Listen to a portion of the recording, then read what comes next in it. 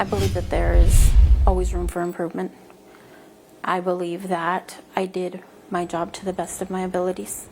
Tonight, the principal for Robb Elementary opening up for the very first time. Thanks for joining us tonight. I'm Jonathan Martinez. And I'm Simone D'Alba. 2 days after being placed on administrative leave, Robb Elementary Principal Mandy Gutierrez says she believes she did the best she could. News 4 San Antonio's Amanda Henderson is live in the newsroom to break down a letter Gutierrez recently released. Amanda?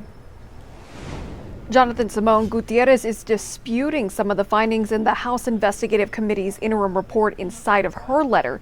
Take the lock on classroom door 111, for example. The report says it was faulty and that it was reported. Gutierrez, she says that the door could lock, and the principal before her did not have any record of the complaints. The teacher in classroom 111, Arnulfo Reyes, tells me tonight he did report the issues. There's just no paper trail.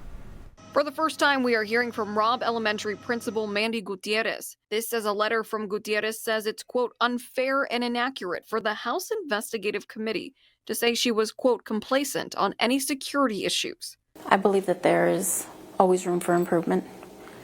I believe that I did my job to the best of my abilities. In the 3-page letter, Gutierrez denies bailout alerts created any complacency on her part, and that she was trained to not use the PA system to sound an alert.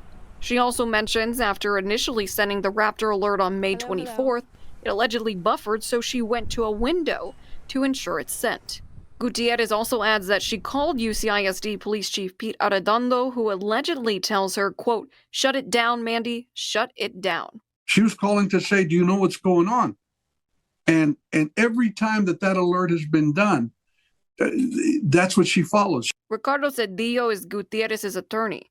He says she hasn't spoken publicly until now because she was asked to wait for the interim report to be released. But they also said, when the report comes out, if you have anything you need for us to address, or if we don't get something right, you go right ahead and send it to us and we'll take it into consideration. So she did it because she was invited to, and she felt that there were some things there that needed to be addressed. Cedillo says Gutierrez did what was asked of her. He also says he sent the letter to the House Investigative Committee and showed us a screenshot of when it was sent. The House Investigative Committee Chair Dustin Burrows says in part, quote, I have not received the letter Ms. Gutierrez claims to have sent. Another thing Gutierrez speaks about is the lock on classroom door 111. In her 6 points about the door, it says several times the door could lock. If it had not, it would have been reported. A maintenance order would have been completed. The interim report doesn't say the door of classroom 111 couldn't lock. Rather, it needs extra effort. Arnulfo Reyes, the lone survivor and teacher of classroom 111, explains to us in detail what it took to lock his door. It would close, but the thing wouldn't catch the latch on the door, and I would have to open the door, hit the tongue, several times, and then it would just come out. And then I can close the door, and it would catch. Reyes told us a few weeks ago he did report issues with the lock. The interim report agrees and says, quote, no one placed a written work order for a repair. When asking Reyes if he and Gutierrez have talked about the work order since the massacre, he says this. I texted her and I asked her, okay, they're saying this, that there's no paper trail on the work orders. So am I correct if you did not turn in any work orders? And she did not respond back to me. Group called Uvalde Strong for Gun Safety. They plan to protest at least one upcoming weekend event that features a gun raffle and a chance to win an AR-15.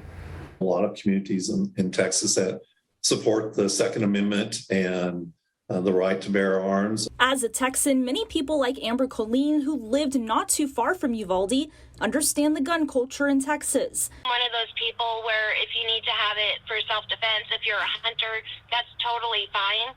But she believes there's a certain type of rifle no one needs. I don't think anyone should have access to any assault weapons. Colleen believes there has been insensitivity to the Uvalde tragedy. The Friends of the NRA will be hosting a fundraiser in Hondo Saturday, August 6th. Hondo is just a 45-minute drive from Uvalde. And it's an event they've been putting on for several years, if not a decade at this point. Hondo City Manager Scott Albert is aware that Uvalde Group plans to protest that fundraiser. The city of Hondo have set a special meeting for the community to discuss the event. One option is to let the fundraiser take place and have all hands on deck for public safety. And then the other option is that council has the right to revoke the use of the facility. And those are the two options. Another fundraiser benefiting D'Hanis Athletics, a school district just 30 minutes from Uvalde, posted on their Facebook they will be raffling guns, one of them to be an AR. Happened 2 months ago. That is way too soon. It's very disrespectful. It's disgusting. I did speak to the D'Hanis Superintendent Brian Thompson. His statement reads, "To be clear, this raffle is being conducted by the D'Hanis Spirit Organization. D'Hanis ISD is not conducting or participating in the raffle. The district was not consulted regarding the prizes that were selected for the raffle and has no say in how the D'Hanis Spirit Organization chooses to raise funds." That's when law enforcement tried to chase smugglers and the people inside the vehicles scattered. It's a big reason Texas House lawmakers say lockdowns were not taken seriously in Uvalde.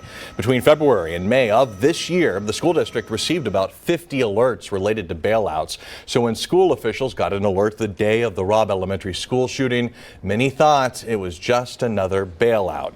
Today, News 4 San Antonio's Jordan Elder checked with several districts along the border about this uptick. She's in Bracketville tonight, where staff are being encouraged to take every alert seriously. Because of the increase in bailouts and high-speed car chases, districts along the border are making changes to up their security. Brackett ISD started with these signs, letting first responders know exactly which school they need to go to in the case of an emergency. The small town of Brackettville sits right between the U.S.-Mexico border and Uvalde, and they're seeing more and more smuggling, bailouts, and chases pass within feet of their schools. We immediately go into a hold-in-place situation just to keep our kids safe. Interim Superintendent Eliza Diaz says the district put these large boulders between the schools and the road, a physical effort to protect the children just behind the building's walls. It may slow down a high-speed chase. It may prevent them from actually, lodging into the buildings. It's a challenge schools along the border are seeing more often. I asked U.S. Representative Tony Gonzalez about the issue Monday. The closer you are to the border, the more you see these bailouts. It used to be once a month.